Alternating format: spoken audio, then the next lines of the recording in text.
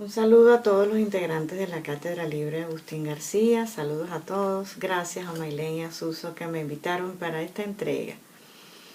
Voy a leer algunos fragmentos de este librito, de la primera parte, de Jorge Steiner, que se llama 10 posibles razones para la tristeza del pensamiento. En la presentación del libro, el propio Steiner, quien falleció recientemente en el Reino Unido en febrero, él cita a un filósofo alemán de 1700, una cita de Schelling que dice así, refiriéndose a la tristeza. Esta es la tristeza que se adhiere a toda vida mortal, una tristeza que sin embargo nunca llega a la realidad, sino que solo sirve a la perdurable alegría de la superación.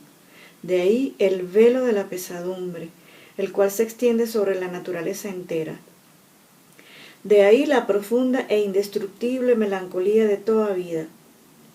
Solo en la personalidad está la vida, y toda personalidad se apoya en un fundamento oscuro que, no obstante, debe ser también el fundamento del conocimiento. Según esta cita, a lo que se refiere Steiner y a lo que se va a referir en el transcurso de este librito sobre la tristeza, es la tristeza como ese estímulo del ser humano para trascenderla y conseguir su ideal de felicidad, que es la paradoja en la que vivimos siempre. Y una prueba de ello es esta cátedra libre que, a pesar de las limitaciones, a pesar de la pandemia, a pesar de todo, pues Maylén con su empeño logra que trascendamos esa saudade, esa melancolía, esa nostalgia, esa tristeza de no estar, y aquí estamos a través de estos medios. De esa es la tristeza a la que se refiere Steiner y de la que él nos va a decir las 10 razones para la tristeza del pensamiento. Esto ligado, por supuesto, al pensamiento, al ser y al pensamiento. En la presentación de este libro, la editorial Sensontle dice: posiblemente existan muchas razones inmediatas para intuir o imaginar que el pensamiento y la capacidad de pensar no sean más que un fundamento feliz de la existencia humana. Sin embargo, muchos pensadores, ya filósofos o novelistas, aseguran que la existencia humana tiene como atributo fundamental e inevitable una tristeza, la del hombre moderno que siente una cierta melancolía por su ancestro primitivo, la de los expulsadores del paraíso bíblico, o bien la de los habitantes del universo, resultada de una inmensa explosión cósmica como elongación de una eterna saudade. Con estas páginas de Steiner nos acercamos a la envolvente paradoja del pensar el pensamiento, de indagar la maravillosa continuidad de saber que pensamos, incluso cuando dormimos, y por ende al provechoso atrevimiento de preguntarnos por qué no ha de ser estrictamente feliz el pensamiento humano. Entonces, en el primer capítulo nos dice Steiner: Schelling, entre otros, atribuye a la existencia humana una tristeza fundamental, ineludible. Más concretamente, esta tristeza proporciona el oscuro fundamento en el que se apoyan la conciencia y el conocimiento. En todo pensamiento, según Schelling, esta radiación y materia oscura primigenia contiene una tristeza, una pesadumbre, que es asimismo creativa. El pensamiento lleva dentro de sí un legado de culpa. Nada, ni las más profundas exploraciones de la epistemología o de la neurofisiología nos han llevado más allá de la identificación del pensamiento con el ser, pensamiento y ser indivisible. Identificación que debemos a Parménides. Parménides es un filósofo presocrático que hablaba de que todo lo que es ser es pensamiento. Si existe, puede ser pensado. Lo que no existe, la nada, ni piensa ni puede ser pensado. Repito, nada, ni las más profundas exploraciones de la epistemología o de la neurofisiología nos han llevado más allá de la identificación del pensamiento con el ser, identificación que debemos a Parménides. Este axioma sigue siendo a la vez la fuente y el límite de la filosofía occidental. Podemos contener el aliento durante breves espacios de tiempo, pero no está claro en modo alguno que podamos estar sin pensamiento. San Juan de la Cruz describe la suspensión del pensamiento mundano como rebosante de la presencia de Dios. Y continúa por ahí Steiner hablando de la muerte y la dejación del pensamiento. Durante un tiempo el pelo y las uñas de una persona muerta siguen creciendo. Aquí me acordé del texto de las uñas de Borges. Pero hasta donde podemos entender, no existe ninguna prolongación del pensamiento. Después de muerto ya no hay pensamiento. De aquí la sugerencia en parte gnóstica de que solamente Dios puede separarse de su propio pensamiento en una pausa esencial para el acto de la creación. Volviendo a Schelling y a la aseveración de que una necesaria tristeza, un velo de melancolía, van unidos al proceso mismo del pensamiento y a la percepción cognitiva, podemos intentar aclarar algunas de las razones para ello. Tenemos derecho a preguntar por qué no ha de ser alegría el pensamiento humano, y por ahí se va Steiner en este librito, y capítulo a capítulo nos va dando 10 posibles razones para la tristeza del pensamiento humano. Y seguramente en futuros encuentros vamos a seguir leyendo esta teoría de George Steiner sobre pensamiento, tristeza, felicidad. Saludos para todos. Hola a todos. En este hermoso y tormentoso día de lluvia quería leerles un poema que hacía mucho que no leía. Es un texto que tuve alguna vez en físico y que recientemente Angélica Guevara me envió en digital. Es una autora que Gilmer y Daniela Campos tienen en mucho aprecio, que es Annie Ossot. Y bueno, en verdad no recordaba este poema que me había gustado mucho y que se llama El estanque. Mi infancia es hoy un gran estanque donde me miro. En su fondo verde líquen, piedras alcanzadas por el musgo, peces de rara y brillante especie. Yo hundo allí mis manos y agito las aguas para alcanzar una sombra siempre evanescente. El estanque me devuelve el cielo, las nubes. Cielo y tierra en él se besan, confluyen. Yo dibujo allí una imagen, la sueño, mas no la alcanzo. Bueno, a mí este poema me parece un poema perfecto. O sea, cada una de las palabras que hay en él, uno siente que es necesaria, que es esencial, que es imprescindible. Y tiene mucho que ver con este tema que ya hemos venido abordando en estas cátedras virtuales, que es el tema de la infancia, porque parece que resulta inevitable regresar a esas fuentes primeras en algún momento de nuestras vidas. Y de alguna forma esa visión del pasado como que nos devuelve algo de nosotros que a veces como que se desdibuja con el paso del tiempo.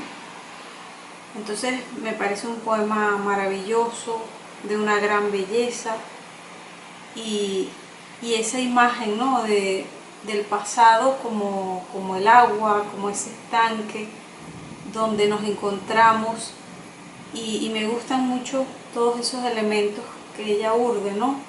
Ese líquen verde, las piedras con el musgo y esos peces de rara y brillante especie. Realmente la infancia como que siempre está llena de cosas que parecen muy diáfanas, pero que a veces son muy misteriosas, ¿no? Y eso de que ella, o ese yo poético, hunda allí sus manos, remueva esas aguas para tratar de alcanzar una sombra que siempre se escapa. Y es muy hermoso también eso de cómo el estanque refleja el cielo, las nubes, cómo es el espacio donde los elementos se vuelven a reconectar, ¿no? El cielo, la tierra. Y ese momento final en el que ella dice que dibuja en ese estanque una imagen, la sueña, mas no la alcanza. Bueno, el poema, ya les digo que me gusta muchísimo. Ya nos vemos otro día. Hola, ¿qué tal? Un saludo a todos. Bueno, quiero compartirles unos textos que salieron publicados de mi plaquette llamada Reminiscencia. Esta plaquette la publicó la editorial Palíndromos el año pasado en septiembre, o sea, en el 2019. Y voy a compartirles algunos textos. Comienza así, con un epígrafe de Reina Rivas. Porque todos tuvimos una edad en que el mirar se extraviaba. A Inés podía sucederle en cualquier momento, solo tenía que elegirlo. Normalmente se recostaba. Diríase que aquel era el preámbulo, sus intenciones eran siempre las mismas, pero una vez fijada su vista en un objeto, la visión se amplificaba, un poco borrosa, percibía un todo explayado, blanco, se perdía, ingrávida, estática en la nada. Su mente se vaciaba, sus párpados estaban lejos de cerrarse, se dilataban, su boca se abría ligeramente, pero no perdía el sentido. Sabía que por ningún motivo podía ser hallada, se mantenía alerta y en ocasiones lograba salir del trance. Era una especie de diversión que podía ejecutar con ojos inmóviles, casi en cualquier lugar donde estuviese. Pero Inés se concentraba en mantenerse en su realidad, pensaba en las veces que se sumergía y en el tiempo, y ocurría nuevamente. Mi hogar se encuentra allí donde el chirriar de la cigarra acaba. Silencio es oír el desgarre de las alas de la mariposa atrapada. La infancia es el reino de la primera vez. Y bueno, para culminar esta lectura de textos, quiero compartirles el texto que envié para el concurso Ecos de la Luz y con el cual fui primera finalista. La casa no existe de noche. Esta casa no tiene rasgos propios, no contiene el bullicio normal. ¿O acaso me habré vuelto sorda ante el bullicio y solo sé escuchar ciertos sonidos que me definen? El oleaje nocturno es impetuoso, vaivenes de respiración, es verde. En ocasiones canta alguna ave irreconocible. Algarabales de medianoche no siempre lo son. Alcaravanes y grillos redefinen el silencio de la noche estática. Y bueno, esto era lo que les quería compartir en la cátedra. Espero lo hayan disfrutado. Cualquier cosa, si desean obtener el libro, lo pueden buscar desde la misma página de la editorial Palíndromos, Reminiscencias de Angélica Guevara. Y bueno, esto ha sido todo. Muchas gracias. Hola, Jailin Chirino. En esta oportunidad quiero compartir con ustedes un texto de Susan Sontag que se titula La escritura como lectura. En este breve ensayo podemos notar que Susan Sontag trata de alguna manera el tema tan importante que es el de la lectura, la reescritura, la escritura y la relectura. En primer lugar, porque escribir es ejercer con especial intensidad y atención el arte de la lectura. Se escribe a fin de leer lo que se ha escrito, para ver si está bien, y puesto que no lo está nunca, a fin de reescribirlo. 1, 2, las veces necesarias para que sea algo que pueda ser tolerable releer. Se es el primer, acaso el más severo lector propio. Escribir es someterse al juicio de uno mismo, escribió Ibsen en la guarda de uno de sus libros. Es difícil imaginar la escritura sin la relectura. Y aunque esto, la reescritura, la relectura, Parece un esfuerzo, en realidad es la parte más placentera de la escritura. A veces la única parte placentera. Comenzar a escribir, si se tiene en la cabeza la idea de la literatura, es formidable, intimidatorio, una zambullida en un lago helado. Luego viene la parte cálida, cuando ya se tiene algo que trabajar, mejorar, editar. Esta parte me pareció bastante interesante. La escritura es, por último, un conjunto de permisos que se dan para ser expresiva de modos definidos, para inventar, para saltar, para volar, para caer, para encontrar la manera peculiar de narrar e insistir, es decir, para encontrar la libertad interior, para ser estricta sin vilipendiarse demasiado, no detenerse muy a menudo para releer, para permitirse, cuando se cree que va bien o no muy mal, simplemente seguir remando, no esperar el empellón de la inspiración.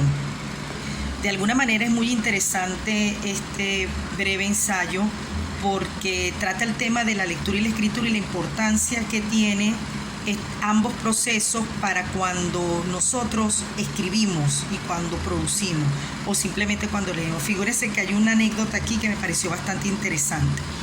La lectura por lo general precede a la escritura y el impulso de escribir casi siempre se desata por la lectura. La lectura, el amor a la lectura, es lo que incita el sueño de ser una escritora.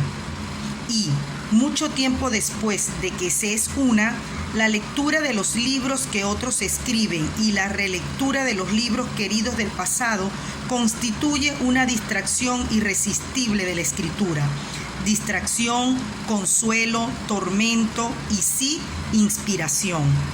No todos los escritores lo reconocerán. Recuerdo haberle mencionado alguna vez a B.S. Naipaul sobre una novela inglesa del siglo XIX que me gustaba mucho, una novela muy conocida, la cual suponía que él, como todos los que le importaba la literatura entre mis conocidos, admiraba tanto como yo. Pues no la había leído, me dijo, y al ver la sombra de la sorpresa en mi cara, añadió severamente: Susan, soy un escritor, no un lector. Particularmente no me imagino produciendo cualquier texto, o sea, escribiendo sin ser una lectora previa. Bueno, allí les dejo este ensayo, este breve ensayo. Solamente leí algunos fragmentos bastante interesantes de cómo la escritura es un proceso de lectura. Hola, mi nombre es Daniela Campos y hoy voy a compartir con ustedes dos poemas de una poeta que se llama Idea Vilariño. Ella es uruguaya, nació en 1920, murió en el 2009. Y bueno, la verdad que llegué a ella gracias a una pieza de teatro que se llama La ira de Narciso, de Blanco, que es un dramaturgo uruguayo también, que ya la compartí con ustedes y la nombra dentro de su pieza. Y también porque revisando mucha crítica literaria uruguaya, me encontré con dos críticos que reflexionaban o cuestionaban la posición de Juana de Ibarburu como la gran representante de la poesía de mujeres uruguaya y no a Idea Vilariño, que para ellos es superior. Entonces, bueno, me vi realmente tentada y curiosa de leer la poesía de esta autora y bueno, me he encontrado con poemas que por un lado me hacen recordar mucho los poemas de Dulce María Loinás por esta recurrencia al amor ido, al amor perdido, pero que es ese amor que no va a volver pero que se espera, que se añora y ella también tiene esa temática de ese amor ya ido y irrecuperable, ¿no? Y bueno, seleccioné dos poemas que uno se llama Decir no. Decir no, atarme al mástil, pero deseando que el viento lo voltee, que la sirena suba y con los dientes corte las cuerdas y me arrastre al fondo, diciendo no, no, no, pero siguiéndola. Este poema breve traduce esa idea de Ulises atado al mástil, entrando al mar, sabiendo que se va a encontrar con ese canto de las sirenas que puede ser fatal, pero que va y lo atraviesa y va y lo enfrenta. Y esa idea de negarse a esa tentación, pero al mismo tiempo, o muy en el fondo, queriendo sucumbir a ella y queriendo ser seducido, ser arrastrado. Este poema, en esos versos breves, dan esa sensación de lo contradictorio, de lo humano, en ese juego de la seducción, de la tentación, sabiendo que no, pero en el fondo sí. Me ha parecido maravilloso. Y el próximo se llama El mar. Tan arduamente el mar, tan arduamente, el lento mar inmenso, tan largamente en sí, cansadamente, el hondo mar eterno, lento mar, hondo mar, profundo mar inmenso, tan lenta y honda y largamente y tanto, insistente y cansado ser cayendo, como un llanto sin fin, pesadamente, tenazmente muriendo. Va creciendo sereno desde el fondo, sabiamente creciendo, lentamente, hondamente, largamente, pausadamente, mar, arduo mar cansado, padre de mi silencio. Este poema me llevó a conectarlo con Playa sin fin, que es un poema de Hanni Osot, y que da esa sensación del poeta frente al mar, escuchando, dejándose seducir por esa profundidad, por esa sabiduría, que en este caso es lo que le evoca al yo poético, y ese esperar algo de esa inmensidad, de eso profundo, de eso misterioso que no sabemos qué, de esa mirada que se pierde en esa profundidad y que no llega a un fin. Y aquí me llamó también la atención ese uso reiterado de los adverbios que dan esa sensación de movilidad, aparte del ritmo, de la movilidad del poema, y da esa sensación también del oleaje, de ese ir y venir de las olas, en ese largamente, profundamente, creciendo desde el fondo. O sea, es ese ir y venir de ese oleaje que también te envuelve y que es propio de quien ve el mar, y sobre todo de la mirada del poeta que está ante el mar, ¿no? Y que ella va a decir, o la voz poética va a decir, padre de mi silencio. Es decir, ese mar como esa idea paterna de un misterio profundo. Amigos de la cátedra, soy Aneidis Oberto y en esta oportunidad quiero compartir con ustedes un poema de Jorge Luis Borges que curiosamente también había leído justamente hace un año por estas mismas fechas. Se titula Buenos Aires. Y la ciudad ahora es como un plano de mis humillaciones y fracasos. Desde esa puerta he visto los ocasos y ante ese mármol he aguardado en vano. Aquí, el incierto ayer y el hoy distinto me han deparado los comunes casos de toda suerte humana. Aquí mis pasos urden su incalculable laberinto. Aquí la tarde cenicienta espera el fruto que le debe la mañana. Aquí mi sombra en la no menos vana sombra final se perderá, ligera. No nos une el amor sino el espanto. Será por eso que la quiero tanto. Hola, soy María de los Ángeles Lugo y voy a hablarles sobre un libro de cuentos de Rodrigo Blanco Calderón, publicado en el año 2010 en México. Fue ganador de un concurso internacional de literatura. Está compuesto por 7 relatos. El primero de ellos se titula Las Rayas y habla de un personaje que es profesor de literatura y que está leyendo un cuento de Horacio Quiroga que se llama Las Rayas. Este cuento llegó a sus manos o a sus oídos porque una chica llamada Ciara lo estaba leyendo en voz alta. y él quedó prendado por la forma en que ella leía. Quedó curioso y entonces cuando llegó a su casa comenzó a leerlo, a releerlo y a intentar encontrar la lógica que se escondía tras este relato, interpretarlo. A él le llama la atención un aspecto que Horacio Quiroga señala, donde dice que existe un peligro en que dos cosas distintas tengan el mismo nombre. Y es a propósito de esto que Horacio Quiroga construye su relato Las rayas, pues en este texto los personajes son unos encargados de llevar las cuentas de un negocio, tienen que escribir todos los días, pero de repente comienzan a desarrollar tendencias extrañas, compulsivas, empiezan a hacer rayas ininteligibles y se vuelven locos y mueren y sus cuerpos van a parar al fondo de un río donde parecen dos rayas difusas. Entonces Horacio Quiroga juega con las rayas de un primer momento y esas rayas de un segundo momento. Ahora bien, Rodrigo Blanco Calderón, al traerla para la literatura venezolana, la modifica y naturalmente esas rayas cambian de significado o se actualizan. En este caso, las rayas también van a ser esas líneas horizontales que los lectores hacen debajo de las palabras o las oraciones que les llaman la atención, que quieren destacar, o también las rayas de cocaína que algunas personas inhalan. Y que por cierto, este personaje hacía. A sus 49 años comenzó a consumir cocaína, empeorando su cuadro de ansiedad, de insomnio, y todo eso hizo que él se volviese muy interesado en entender la lógica de este relato, al punto de que él establece vínculos entre diferentes elementos como la obra de Horacio Quiroga, su biografía y Santo Tomás de Aquino.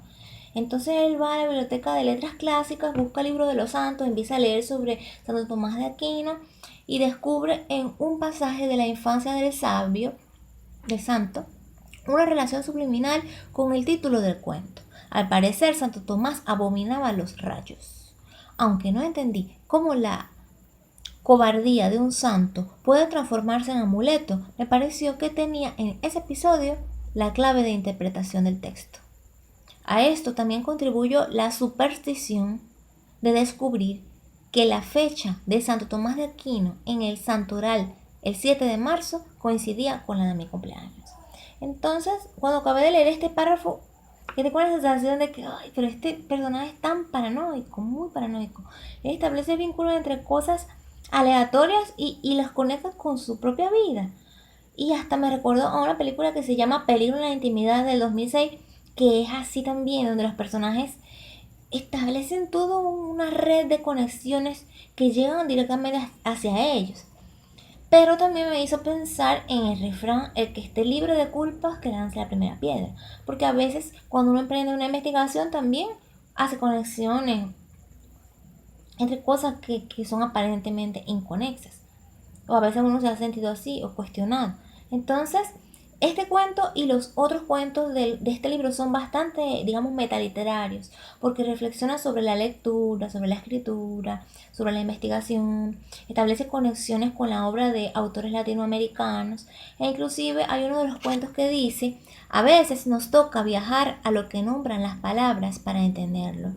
Y eso fue lo que tuve que hacer, tuve que ir a la obra de Horacio Quiroga para ver si el cuento de las rayas efectivamente existía.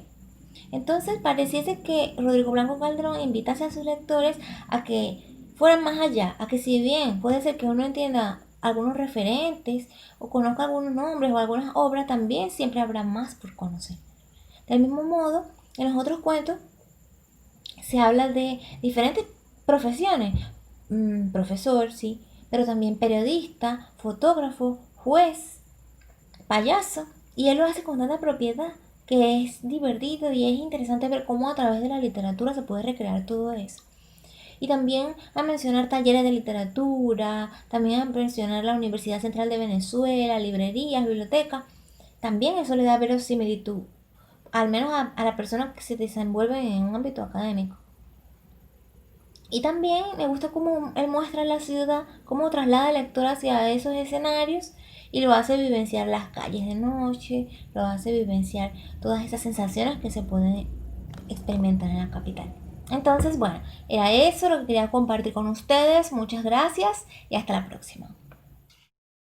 Hola, buenos días. Yo soy Cristina y bueno, hoy les traje un fragmento de de un libro de Octavio Paz que se llama Traducción, Literatura y Literalidad, que es un libro sobre traducción y todo lo que tiene que ver con el oficio y en fin, que está leyendo mucho sobre eso.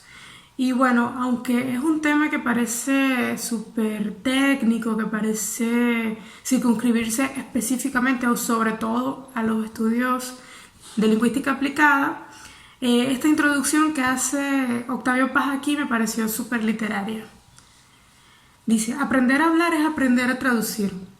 Cuando el niño pregunta a su madre por el significado de esta o aquella palabra, lo que realmente le pide es que traduzca a su lenguaje el término desconocido.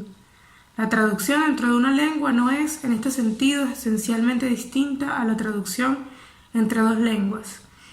Y la historia de todos los pueblos repite la experiencia infantil. Incluso la tribu más aislada tiene que enfrentarse en un momento o en otro al lenguaje de un pueblo extraño. El asombro, la cólera, el horror o la divertida perplejidad que sentimos ante los sonidos de una lengua que ignoramos no tarda en transformarse en una duda sobre lo que hablamos. El lenguaje pierde su universalidad y se revela como una pluralidad de lenguas, todas ellas extrañas e ininteligibles las unas para las otras.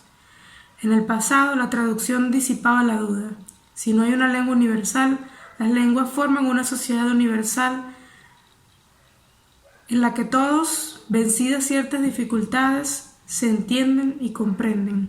Y se comprenden porque en lenguas distintas los hombres siempre dicen las mismas cosas. La universalidad del espíritu era la respuesta a la confusión babélica. Hay muchas lenguas, pero el sentido es uno. Pascal encontraba en la pluralidad de religiones una respuesta de la verdad del cristianismo. La traducción respondía con el ideal de una inteligibilidad universal a la diversidad de las lenguas. Así, la traducción no solo era una prueba suplementaria, sino una garantía de la unidad del espíritu. Y bueno, en fin, como dije, me pareció súper literario y explicar cómo la traducción ocurre incluso antes de aprender nuestra propia lengua. Me pareció un modo súper literario y bello de explicar el fenómeno de traducción como algo que está inherente a nosotros mismos, inherente a nuestro aprendizaje de cualquier lengua.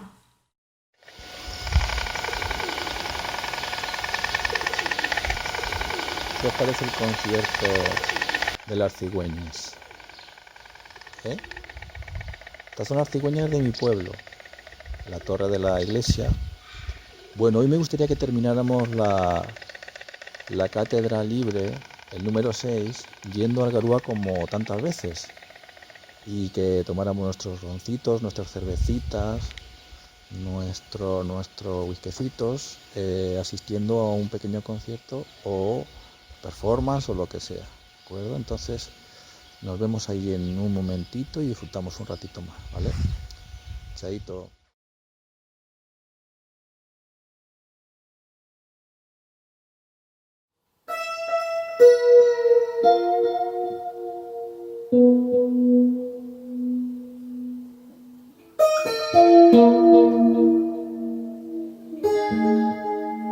Dales la vuelta. Cógelas del rabo. Chillen putas.